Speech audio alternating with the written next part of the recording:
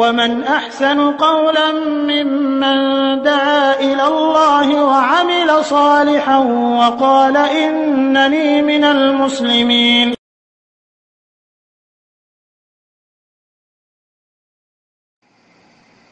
আসসালামু আলাইকুম ওয়া রাহমাতুল্লাহ। আরেকজন ভাই প্রশ্ন করেছেন যে দাড়ি নাই এমন ব্যক্তি যদি ইমামতি করেন ওনার পেছনে সালাত হবে কিনা। জি সম্মানিত ভাই, এই প্রশ্নের উত্তরটা আমরা আগেও দিয়েছিলাম, তারপরেও আপনি যেহেতু বলছেন আমরা উত্তর দিচ্ছি।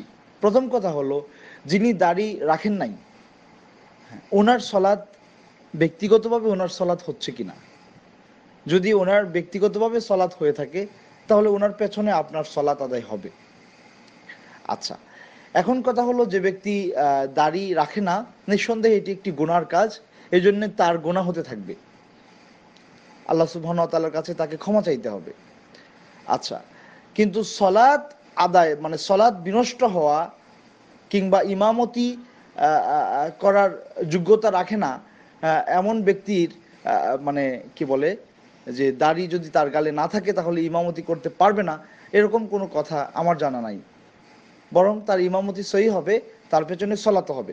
তবে নিঃসন্দেহে মানে ইমামতির জন্য যে যোগ্যতাগুলো বলা আছে, আকরাউহুম বিকিতাবিল্লাহ, আল্লাহর কিতাব সম্পর্কে যে বেশি জ্ঞানী সেই ইমামতির হক বেশি রাখে। এখন যদি এরকম পাওয়া যায় যে একজন ব্যক্তি তার গালে দাড়ি নাই কিন্তু সে আল্লাহর কোরআনের ব্যাপারে তার জ্ঞান বেশি, এমন মুসল্লিদের থেকে যাদের দাড়ি আছে, এই অবস্থায় কে সালাত আদায় করাবে? দাড়িওয়ালা ব্যক্তি নাকি দাড়ি যার নাই সে করাবে? নিঃসন্দেহে আল্লাহ সুবহানাহু ওয়া তাআলার কোরআনের ব্যাপারে যার মানে অভিজ্ঞতা বেশি, যার জ্ঞান বেশি, সেই ইমামতি করবে।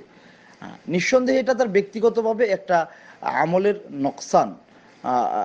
এটার জন্য তাকে নসিহত করা যেতে পারে, তাকে সুপরামর্শ দেয়া যেতে পারে যে নিঃসন্দেহে আপনার ব্যাপারে আমরা আরও ভালো আশা করি, আপনি আল্লাহ রাসূলের এই গুরুত্বপূর্ণ সুন্নাহটাকে অবজ্ঞা করবেন না।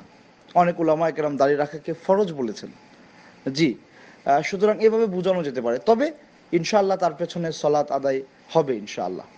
আসসালামু আলাইকুম ওয়া রাহমাতুল্লাহ।